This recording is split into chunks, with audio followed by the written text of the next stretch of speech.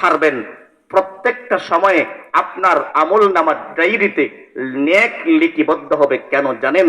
এই যে সময়টা অতিবাহিত হচ্ছে, আপনার ওই সময়টাও তাসবিহ পড়া যতটুকু সওয়াব, এই সময়টা ব্যয় করা এতটুকু সওয়াব। তাইলে জিকির কারে কয়? আল্লাহ স্মরণ। এক কথায় কার স্মরণ?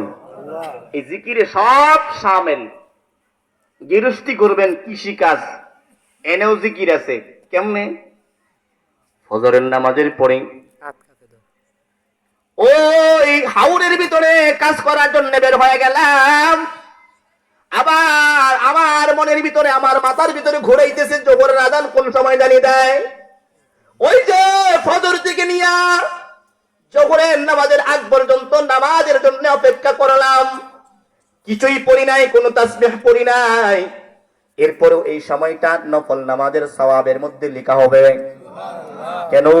বলে বান্দা এক ওয়াক্ত নামাজ আদায় করছে, আর এক ওয়াক্ত নামাজের জন্য অপেক্ষা করছে।